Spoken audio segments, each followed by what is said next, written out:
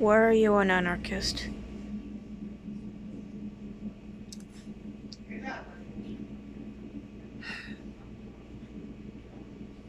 Skip that question.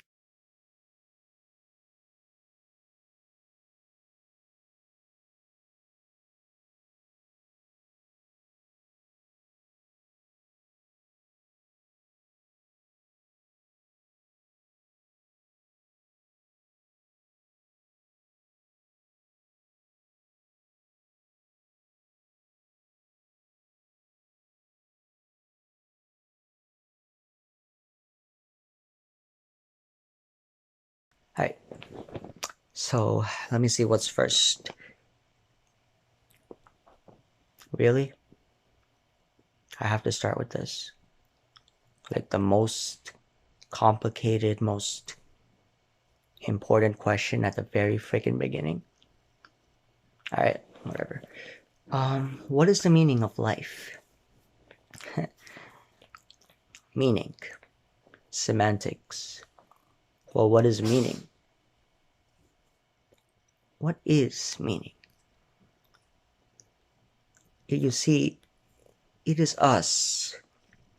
It is we who give meaning, attribute meaning to our physical reality, as there is no inherent meaning to anything in this universe. There is no such thing as meaning. It's only a species who has mastered the skill of symbolism and representation within their language that are able to produce that which we call meaning. And apart from humans, the only other species that could be capable of that is dolphins and maybe some primates. I highly doubt that is the case. Probably dolphins, though. I think dolphins are smarter than us. They have a bigger brain, extra lobe. They're just fucking around with us, right? They think they're just acting like they're pretending to be animals, but they're way more advanced than we could ever be. Back to the question at hand, meaning. This laptop does not have meaning. It's made of what? Some slave trade, slave children picking up lithium and germanium from Central Africa or Latin America, and then some Chinese person who has no labor rights puts it together and then they send it to the US. There's no meaning to that. I mean, unless you count the meaning that I just said. That is meaning. That is meaningful. But the only meaning this laptop has is the purpose in which I use it. Purpose to which I use it. I use it as a laptop. That's the meaning of the laptop. This lamp. What's the meaning of that lamp? Yes, it emits electromagnetic radiation and photon particles and waves and shit, but there's no inherent meaning to that at all. It is I who give it meaning. So what is the meaning of life? Well, the meaning of life is to be alive, to exist. What more can it be? And then you have people running around, climbing these ladders and chasing these dreams in the future and running like rats in a cage. You know that thing, a spinny thingy that like gerbils and hamsters use? We have people running around trying to achieve something greater than themselves, when their very existence is the epitome of universal experience. The fact that they exist, which is, according to me, when my logic, should be impossible. And the question will be why? Why even bother existing? Why do I exist? Why is all this shit taking place? Like the stars, the galaxies, everything. That takes a shit ton of energy. That takes a lot of energy to create all of this. So why bother? Why would so much energy be spent into this entire universe, this entire reality, when you just as easily, there could have been nothing at all. Had there been nothing at all, perfect. Everything's in balance. It's homeostasis. It's equilibrium. But for some reason, so much energy was put into this to create me. If that is the case, then what would be my reason? What would be my purpose? Obviously, to just be me. Because the fucking universe spent so much fucking energy just to create me. It wouldn't have done that unless I had a fucking purpose. Unless that purpose was for me to just exist.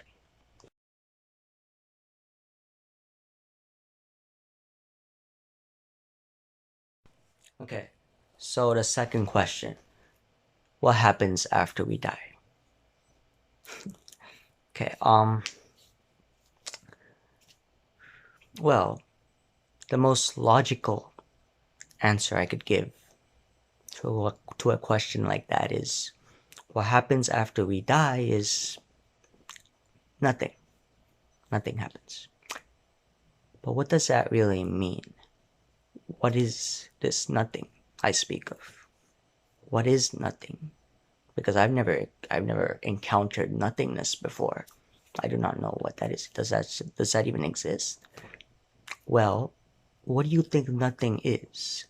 Do you think it's just like a white screen? Like everywhere is white? Like, those friggin' rooms where everything is flipping white and there's no other colors? Or is it like a black screen? Like when I close my eyes, I see just blackness? Is that what you mean by nothing? Because that's still an experience. That is the experience of seeing a white or a black screen. Okay, then let's remove all sensory experiences, right? Take away whatever vision I have. It's obviously going to end up being black, but I mean, take that away too. Take away my sight, my olfactory, my gustatory, my kinesthetic, proprio perception. Okay, let's take away all that shit, all of our vision and our olfactory and taste and auditory, all the senses. What would that look like? It wouldn't look like anything because there's nothing to look at. It wouldn't smell like anything because there's nothing to smell. And there's nothing going into no sound waves or anything. But even then, that's still an experience. That is the experiencing of a lack of sensory stimulus, which is still a fucking experience. Well, you could say that after you die, you experience the lack of experience. That's a bit smarter, I'm not gonna lie. But that too does not work because that's still an experience. You're experiencing the lack of experience is still an experience. You can't get away from experience because it's all that you know and it's all that pretty much is in so far as I can see. It's all I've ever known. That's all that has ever existed. Even if I was in a fucking coma, still experience is all I know. So what happens after we die? Well, nothing. Nothing happens. And how I would describe nothing is, I would describe nothing as that which has no limits or restrictions. That I would describe nothingness as that which has no limitations or restrictions. Now, there's only one other thing in this world that has that exact same definition, and that is everything. It shares the same description as nothingness. Because when you have everything, there are no limitations and there are no restrictions. And when you have nothing, there are no limitations and there are no restrictions. So therefore, after I die, I experience nothing. Or in other words, I experience everything. Because nothing and everything are the same thing. Now, that may be hard for you to picture. But that's why the equation for a black hole, no, the equation for a singularity within a black hole is 0 is equal to infinity. In other words, nothing is equal to everything. Nothing is everything, everything is nothing. That's probably the most necessary understanding one must receive in their journey to enlightenment or illumination or just psychological freedom from the chaos and bullshit of our world. Yeah.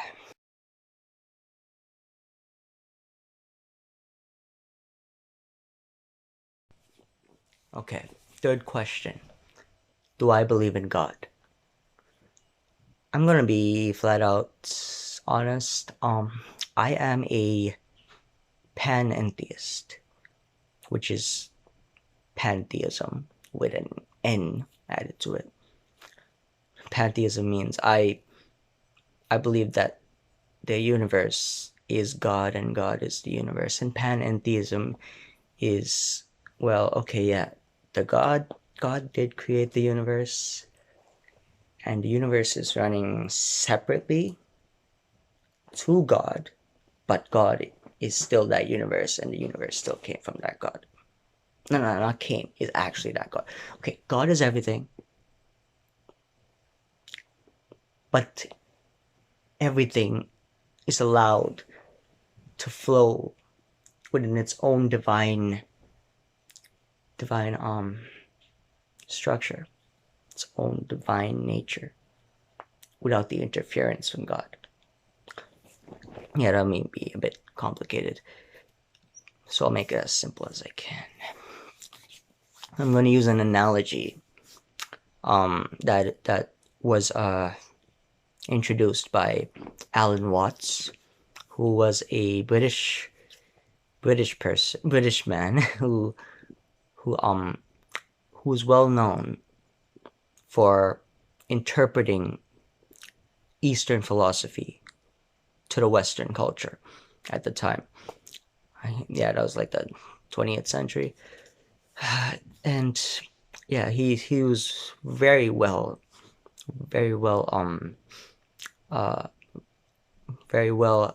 educated of Zen Buddhism, Mahayana Buddhism, Tantric Buddhism, Taoism, Confucianism, all the Eastern philosophies, Veda and yogic philosophies, all that shit. And yeah, this is what I'm going to end up saying. Okay. Let's say that you exist, alright? But there's only you. It's just you. No one else, just you. You exist. Now, obviously, you just exist, but like, maybe you look like a humanoid, I don't know, but you exist. And all that there is for you is that you have a superpower.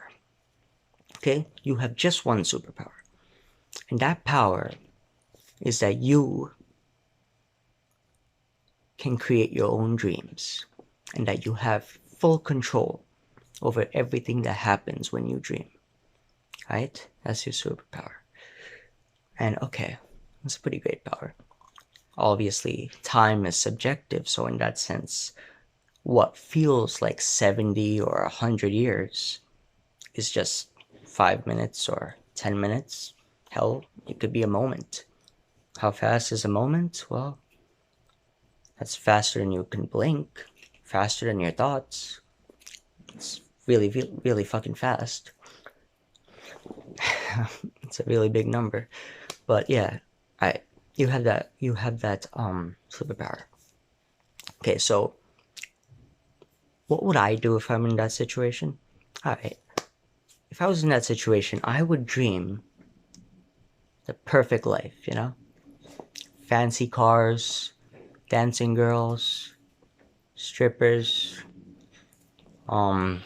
parties, alcohol, weed, Percocet, codeine, hell, why not meth and freaking heroin? Add that shit to it. Good times, partying around all the time. I mean, like, I graduate with a degree in freaking agriculture, and I end up going and living on a farm, and I have a beautiful wife I marry, wonderful kids. You know, we go and live in a farm, and we have amazing sex all the time.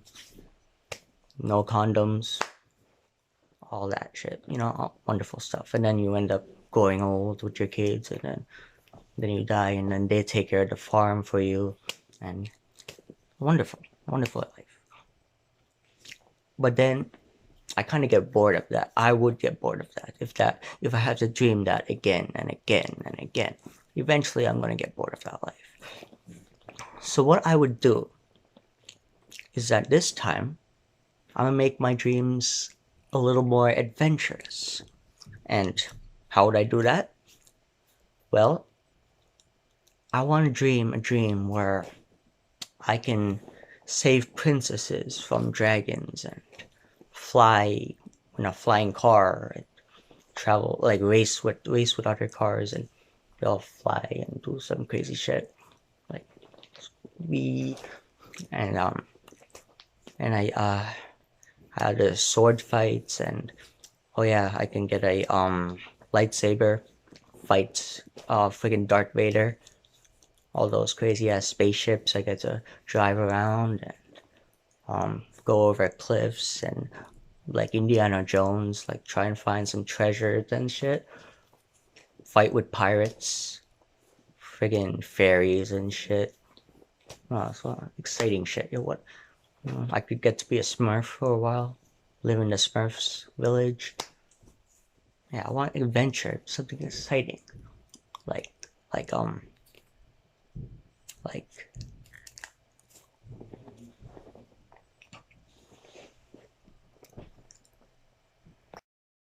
something exciting, like having sex with aliens. That's the ultimate goal. Yeah, that would be my life if I could dream a dream of adventure. But then doing that every fucking day for a while, I'm gonna get bored of that too. So then I'm left with another choice. This one's a bit more of a mysterious dimension that I'm entering. I want to lose some of my control. I want there to be accidents. I want there to be mistakes. I want to allow something that's out of my control, something that I did not imagine, something I am unaware of, that happens, that influences me. So I would probably enter a place where there's like, well, I'm like this freaking CIA agent, freaking 007, doing some shit, and then there's terrorists over there. There's some sort of Russian mafia, Chinese mafia type of shit I have to deal with, and it's like, or like some mysteries I have to solve by going into a cave and doing those little friggin' you know, the going through those booby traps and shit, like Scooby-Doo type of life. Yeah, that's what I would go for at that point. And it gets a little interesting. Sometimes this happens, sometimes that happens, sometimes you're just amazed at what's happening, and sometimes you're like, oh fuck, not this shit again. That type of life. But then eventually I'm gonna get bored of that too. Like over about a week of doing that, I would have had enough. So what will I do then? That's the important question. Because if I did have that power to dream any dream I wanted to dream, eventually, like kids who dare themselves to see how far they would go. like, like, I would want to be in a dream where I have less and less and less control over my dreams. Eventually, to the point where I don't even know that I'm dreaming. I'm no longer consciously aware that I am dreaming. I want to go that far. I'm willing to go that far because there's nothing else for me to do. I just exist. That's all. So what would I do? I would go as far as I can with that. I would dream the dream where I'm not aware that I'm dreaming. And in this dream that I am dreaming, where I'm not aware, there are other characters. All these other characters, all these other objects and experiences and creatures and living things and non-living things and atoms and subatomic particles, all that we arrange and matter and create. Even if those things are artificial, technically their value is equivalent to any other experience, such as other human beings or other animals or whatnot. I see other things. I see other and all those things, all those people that I meet. Hell, all the freaking 6 billion, 7 billion people on Earth that are also living on this planet with me. They are also in a dream that they are not aware of. Everyone is in a dream, including me. We're all interacting within this dream. It's a mass hypnosis, a mass friggin' psychosis, a mass dream. Everyone is dreaming that they are this character in a freaking video game type of environment. Like, it's like a video game. They're all dreaming that they are this character. And I'm dreaming that I am this character. And we're all interacting within this dream, like as if we're playing a video game. And every single person is me. Every single character is I. And I'm experiencing myself infinitely. Infinitely, as in, not just this planet. All planets throughout space. All planets throughout the galaxy. All planets throughout all the galaxies. Throughout all out of the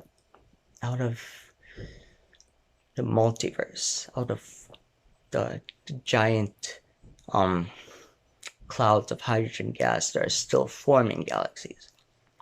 All of the universe is I.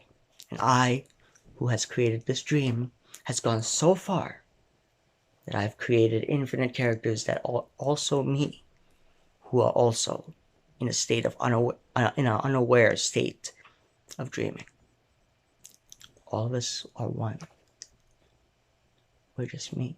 And it's just me who sees you, and when you talk to me, it's like I'm talking to myself, but I don't realize that I'm talking to myself. I think you're a different person, but in reality, we're the same fucking thing.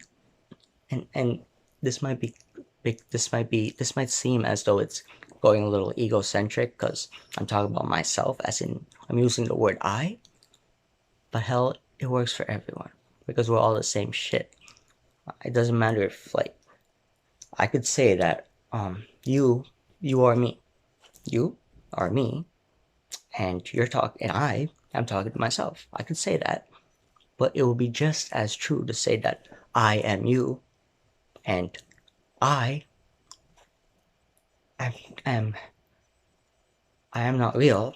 I am the illusion that you have created. Because we're all the same shit.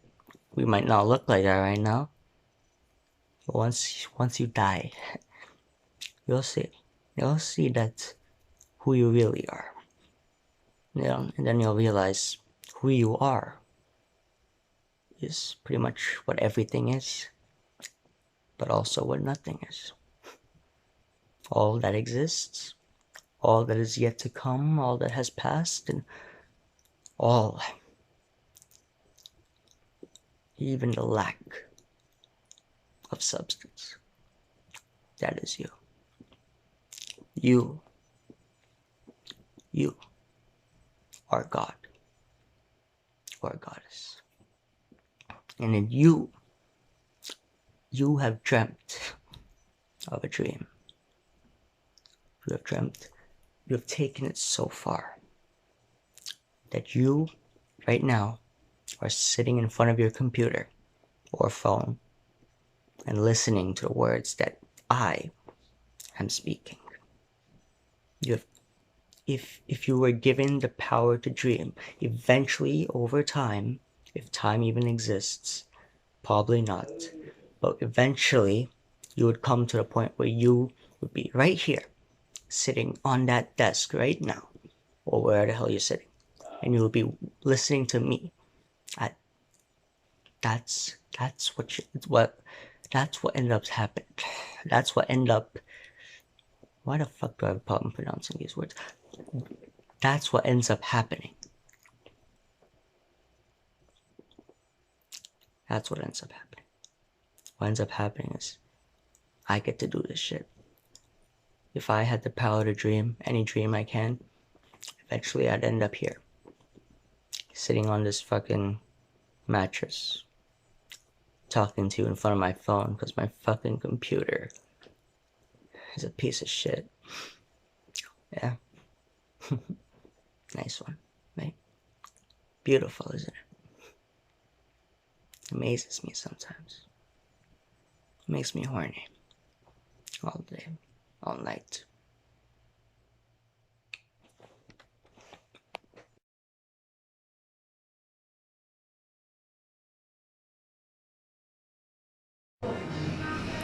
So is time relative? Time. Time. It's probably the most important thing in this whole fucking universe. Time. Is time relative? Well, how does time occur? According to general relativity and special relativity by Einstein, you have a fabric of space-time, and then you have an object that has mass. That mass is in the fabric, causes a little dent, which allows it to experience its own sort of time, and also produces gravity.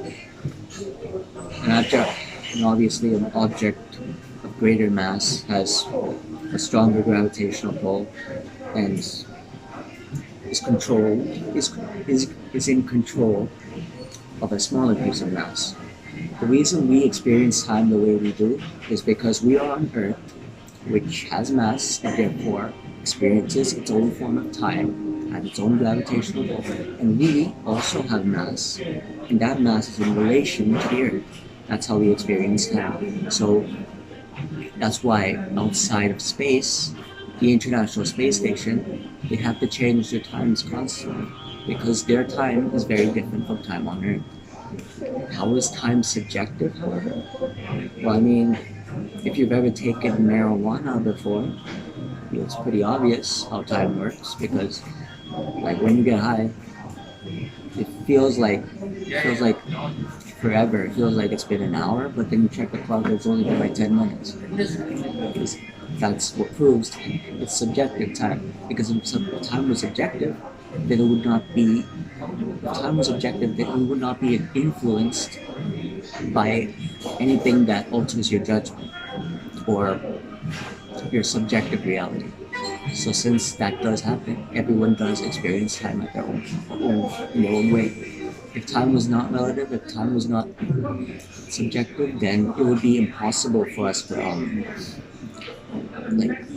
it would be hard for us to feel time going slower when we're not having fun, have time much faster when we're having fun, and enjoying ourselves.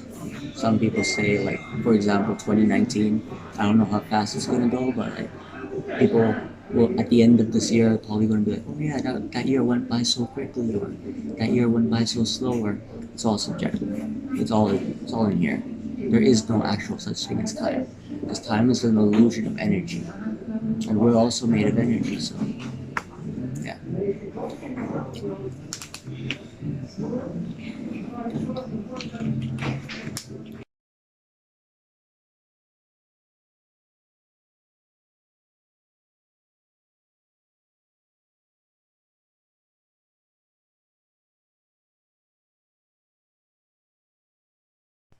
Okay, so is time relative? Yeah, time is fucking relative. How? Well, okay. How do I explain this? Marijuana, weed, reefer, pot, chronic,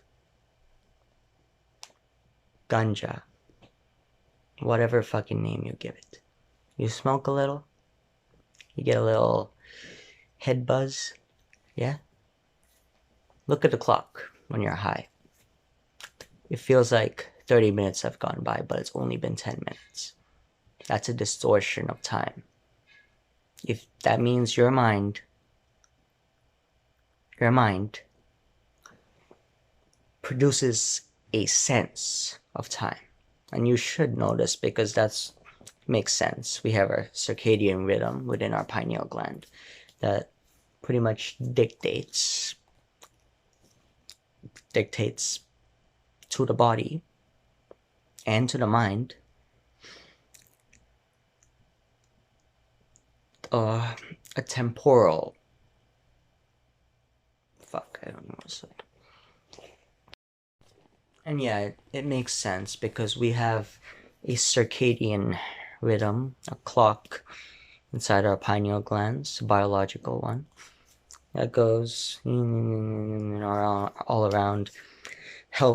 It guides your hormones. For example, it knows when melatonin needs to be released, and melatonin is a hormone that regulates most other hormones within your body, and it is also the hormone of sleep and night and goodbyes. And yeah, that's time is highly subjective if you think about it that way. But how could I prove that it is truly relative? Is actually any drug you take, whether it's LSD or MDMA or whatnot, all drugs produce some sort of spatial and temporal distortions.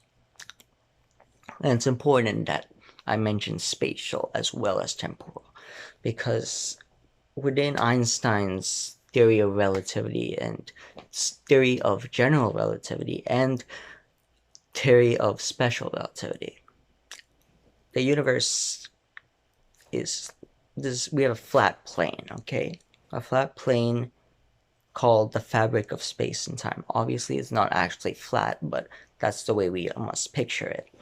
It's actually a four-dimensional figure, which is pretty hard to visualize with a three-dimensional mind. Okay, so it's a fabric of space-time, and that makes sense because space and time are obviously related. For example, that stupid-ass equation they taught me in physics, d is equal to v over t, distance is equal to velocity over time or some crap like that. Yeah, distance, the greater the distance, the greater the time. Makes sense. Well, not every case the greater the time does not necessarily mean the greater the distance, because I could be standing here for 30 minutes just looking at shit. Time has passed, but I haven't gone anywhere. Yeah, aside for those small exceptions, time is fabric, and we lay mass on top of it. If we put mass on top of the fabric of space-time, it's going to create a dent. That dent is a physical representation of a gravitational force. All mass has its own kind of gravity. You have Earth right here. This thing has a lot of, what the fuck, my battery level is 20%? Fuck. Anyways, alright. It has mass. This is the Earth. This is you, right? You don't have that much mass. Even if you were taller, you would still not have that much mass. But your mass is influenced by the mass of the Earth. And because of that, you experience gravity, and you also experience a difference in time. For example, the smaller an object in space, the more dense, the more small it is, the slower that time. For example, the smaller something is in regards to mass, the faster time seems to run. The larger it is, the slower that time seems to run. It's not that time is anything different. It's just time is a reflection of you, pretty much, of your mass, of the Earth's mass. It's the relationship between two objects of mass. That's what gravity is too, as well. It's just a relationship. Take one part away and it becomes nothing. It's a relationship. It's the space between. And when we're talking about relationships in physics, you have to understand when something exists, only when two or more things are present within or to a certain extent of distance. Let me rephrase that. Okay. In physics, when something only exists when there are two or more objects that must exist within relationship to one another, that force is not real.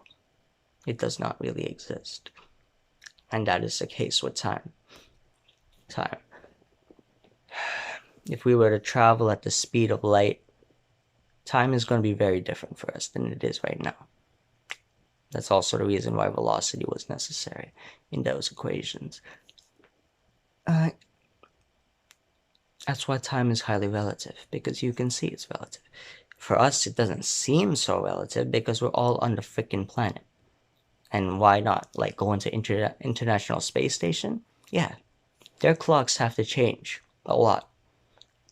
Their time is actually a little bit different. It's actually distorted from that of the Earth. Why? Because they're not directly on planet Earth anymore. They've passed the atmosphere, they've gone past the exosphere, and now they're in space, orbiting the Earth. But even that distance, however small it may be in relation to the cosmic background, is enough to affect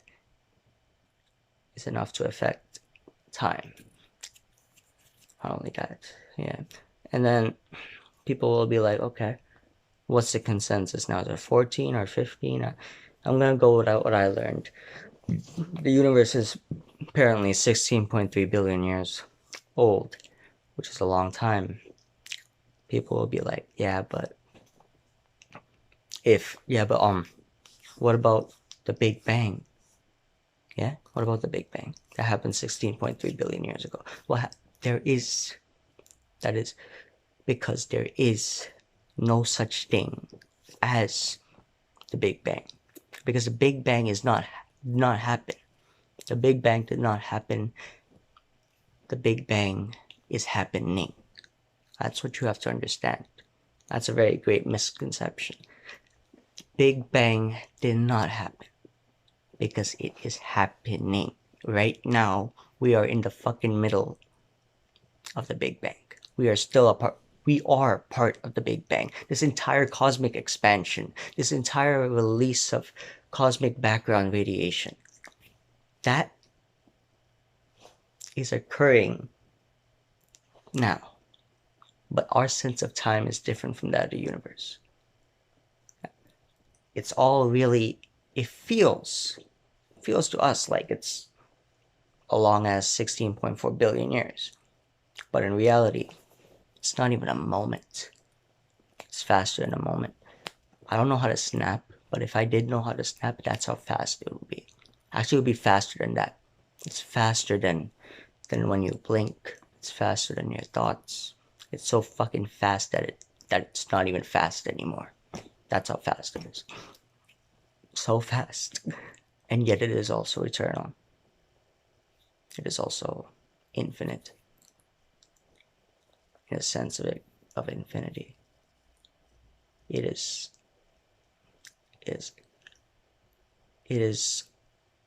time.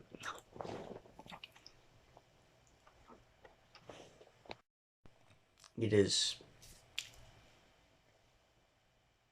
a one thing. It's like a point of singularity, you know, like such high mass, like something that has an infinite supply of mass. That's gonna slow down time a bit, but it's like we're all in a singularity. All things exist simultaneously. That's how fast it goes. In a singularity, everything goes very quickly.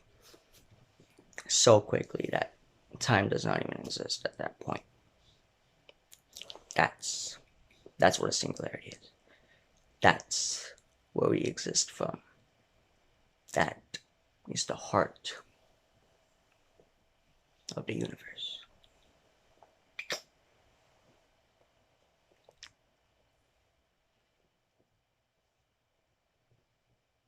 So it's me, Sajeepan. I just got back from skiing underwater, and yeah, I'm gonna show you what a toroid is. So, okay. First, what we have is a point of singularity. What the hell? Okay, wait, hold, what? Why is this not making... God damn it. My bad, I'm gonna use a red marker instead then, alright. Where's it? Alright, so, point of singularity, or in a black hole it would be called the gravitational singularity, but for the universe I'm considering it a singularity. Just a singularity. So it expresses itself outward, right? In both directions, and then it eventually comes back into itself. So it's like the infinity sign, you know? This sign. That shit. Hey, exact same thing. But it's actually a non-Euclidean four-dimensional object, so it's almost impossible for us to comprehend what it actually looks like. But in its physical form, it is exactly the shape of a donut. Alright, yeah. The entire universe that you exist within is in the shape of a donut. Remember that. Okay, yeah, so anyways, the equation for a toroid or torus, which is V, is equal to 2 pi squared big R little r. And for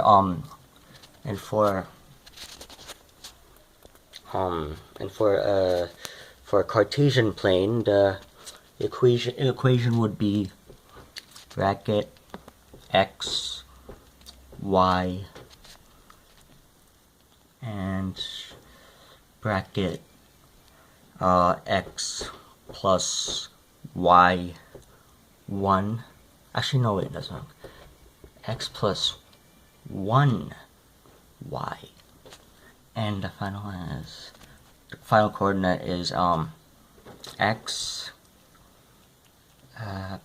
plus y. Actually, no, I screwed that up. X, y, It's a 7, not a 1. Oh shit.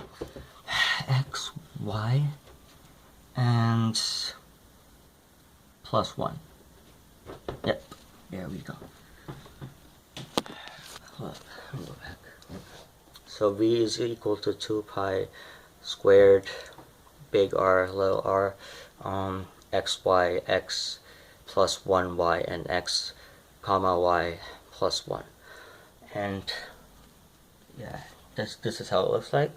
So I suggest you go to Tim Hortons and buy a donut, and then you will understand what a toroid is and what it actually looks like in this dimension. Look at that donut really closely.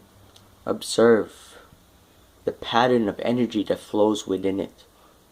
That is the power of the universe. That is the shape from which our entire reality is defined. In other words, the universe is a living, breathing donut.